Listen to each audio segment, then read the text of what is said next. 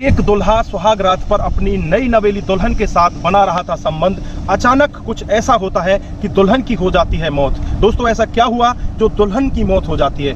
आइए दोस्तों जानते हैं पूरा मामला क्या था।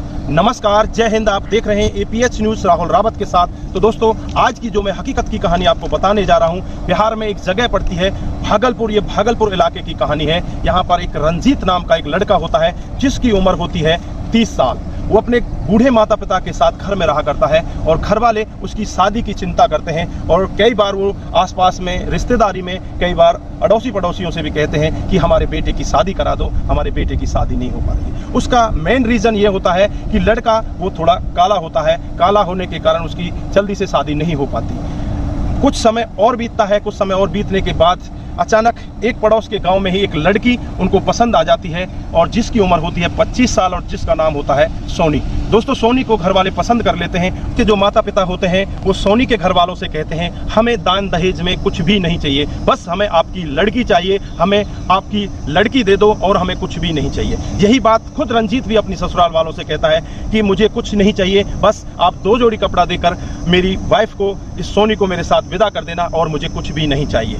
दोस्तों, एक डेट निश्चित कर दी जाती है और एक निश्चित डेट पर ही शादी तय हो जाती है। और शादी वाले दिन रंजीत अपने 2-4 रिश्तेदारों को लेकर बारात लेकर उसके घर पहुंच जाता है। जैसे ही सोनी के घर पहुंचता है, फेरों की तैयारी हो जाती है। फेरे लेने से पहले रंजीत अपनी ससुराल वालों से मना कर देता है कि मैं फेरे नहीं ले रहा है, मुझे दहेज के रूप में 2.5 लाख रुपए चाहिए जिससे कि मैं अपना काम काज कर सकूं, क्योंकि ना तो मैं बारात लेकर आया हूं और ना ही मैंने आपका किसी तरह का खाने पीने का कोई खर्चा करवाया है। मुझे अब 2.5 लाख रुपए की जरूरत है जिससे मैं कोई काम कर सकूं, मुझे 2.5 लाख रुपए दे दो।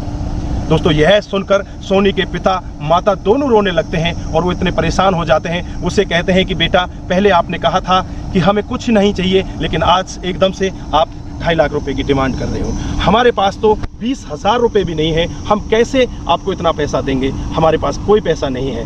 वो जो रंजीत होता है उसके माता पिता से भी बात करते हैं और वो एक फैसला लेते हैं कि बिना दहेज के ही शादी होगी। फिर रंजीत को भी समझाया जाता है। रंजीत के खुद के माता पिता रंजीत को समझाते हैं, कहाँ तो तेरी शादी नहीं हो रही थी, तब तो तुझे ऐसा लग रहा था कि मेरी शादी किसी तरह से हो जाए, लेकिन आज जब तेरी शादी होने वाली है तो तू 2.5 लाख रुपए की डिमांड कर रहा है, तू पागल तो नहीं हो गया है? घर वाले उसे समझाते हैं, धमकाते हैं। फिर रंजीत मान जाता है और वो शादी हो जाती है। शादी खुशी खुशी हो जाती है। इधर रंजीत दुल्हन को लेकर अपने घर पहुंच जाता है। घर में जो भी रस्म होती है, रीति रिवाज होते हैं, पूरी रीति रिवाज के साथ काम किया जाता है और उसके बाद दुल्हन अपने कमरे में चली जाती है। जैसे अपने कमरे में पहुंच जाता है और वहां पहुंचकर जो उसकी दुल्हन होती है सोनी से बातचीत करने लगता है। तो सोनी उसे कहती है कि तुमने बहुत गलत किया, मेरे गरीब माँ बाप से 2.5 लाख रुपए की डिमांड कर। सोनी गुस्सा होती है। सोनी से वो कहता है कि मैं कुछ काम काज के लिए पैसे मांग रहा था, मैं कुछ दहेज नहीं मांग रहा था, मेरा काम ठप पड़ा हुआ है, मैं अपने काम को आगे चलाने के लिए पैसा मांग रहा था। लेकिन सोनी कहती है कि हमारे घर वालों के पास तो कोई पैसे है ही नहीं, वो आपको पैसे कहाँ से देंगे? दोनों के बीच में आपस में तनातनी होती है। काफ़ी देर तक उनकी आपस में बातचीत होती रहती है। फिर रंजीत सोनी से कहता है कि चलो छोड़ो इस बात को, हम आगे अपनी सुहागरात मनाते हैं, इस टाइम को हम इस चक्कर में क्यों बर्बाद करें? सोनी उसे मना करती है कि मैं तुम्हारे साथ सुहागरात नहीं मनाना चाहती। तुम अभी मेरे घर वालों से इतनी डिमांड कर रहे हो तो आगे जाकर और भी ज़्यादा तुम डिमांड करो। मैं तुम्हारे साथ कोई संबंध नहीं बनाना चाहती।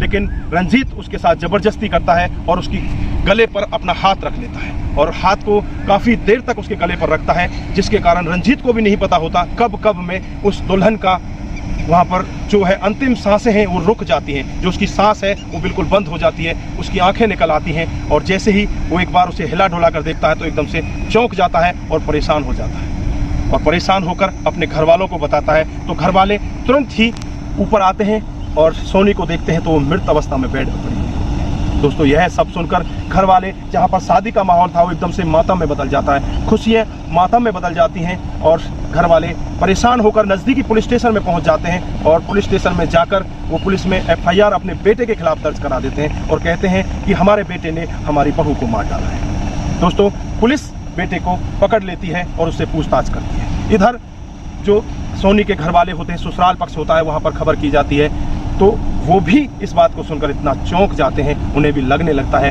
कि कहाँ हमारी बेटी अभी पिता होकर गई है और अभी हमारे पास में ऐसा फ़ोन आ गया। वो भी रोने लगते हैं, बिलखने लगते हैं। और इधर पुलिस जब उससे जांच पड़ताल करती है तो वो यही कहता है कि मैंने तो साहब बस ऐसे ही उसकी गर्दन पर हाथ रख रखा था, मुझे नहीं पता कब में उसकी मौत हो गई। तो पुलिस FIR दर्ज कर लेती है और सबको अपने कब्जे में लेकर पोस्टमार्टम के लिए भेज दिया जाता है। जैसे ही पोस्टमार्टम की रिपोर्ट आती है, उस रिपोर्ट में खुलासा होता है कि लड़की का गला दबाने से उसकी मौत हुई है। उसके गले पर इतना प्रेशर दिया गया था जिस वजह से उसकी सांसें थम गई और उसकी मौत हो जाती है। दोस्तों, पुलिस रंजीत को गिरफ्तार कर लेती है और गिरफ्तार करके उसे जेल में भेज दिया जाता है। यहाँ पर देखा आप लोगों ने किस तरह से एक व्यक्ति जिसकी पहले शादी नहीं हो पा रही थी और बाद में जब उसकी शादी होती है तो पहले तो वो दहेज की डिमांड करता है और फिर बाद में सुहागरात के दिन अपनी पत्नी को मौत के घाट उतार देता है। तो दोस्तों, आपको कैसा लग रहा है? यहाँ पर रंजीत ने जो किया, क्या वो सही था?